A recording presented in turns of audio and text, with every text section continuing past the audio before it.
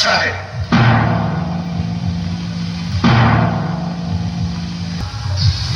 देश देश और द्वीप द्वीप के बड़े बड़े राजा और राजकुमार मेरा प्रण सुनकर इस स्वयंवर में आए हैं।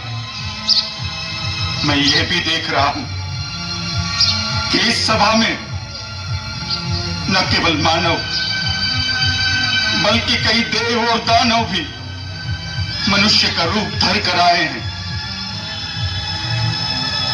परंतु मुझे बड़े दुख से कहना पड़ता है कि अपने आप को परम पराक्रमी, रणधीर, शूरवीर कहलाने वाले इन सब लोगों की भीड़ में सच्चा वीर एक भी नहीं निकला। सीता जैसी दिव्य पत्नी, महान यश, अनुपम कीर्ति एक साथ पाने के लिए मैंने केवल बल और पराक्रम का शुल्क रखा था, परंतु इन शूरवीरों में से किसी ने भी उस मूल्य को चुकाने की क्षमता नहीं दिखाई। अरे शिव धनुष को झुकाने या चाप चढ़ाने की बात तो दूर, कोई उसे हिला भी नहीं सका। अगर मुझे ये पता होता तो मैं ऐसा प्रण ठान कर अपनी जग हंसाई न कराता। आज मेरे दुख, मेरी निराशा का कोई पारावार नहीं। अगर मैं ये प्रतिज्ञा तोड़ दूं तो कुल का कलंक कहलाऊं, पूर्वजों के सुकृत नष्ट करूं और मैं अपना प्राण रखूं तो मेरी पुत्री आजन्म कुंवारी रहेगी। उसका जीवन विफल करने का पाप मेरे सिर चढ़ेगा।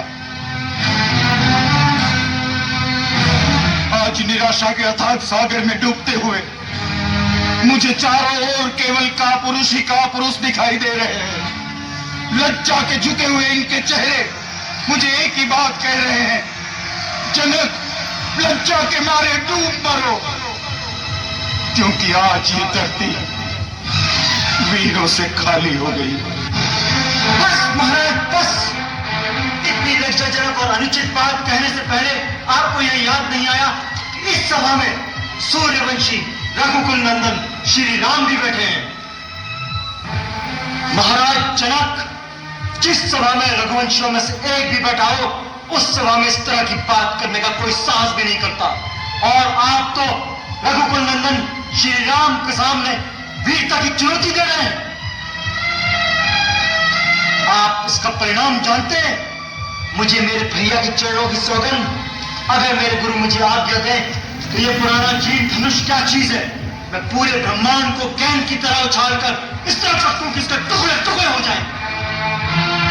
लक्ष्मण, मुझे क्षमा कीजिए भैया, मुझसे आपका अपमान नहीं सहा गया।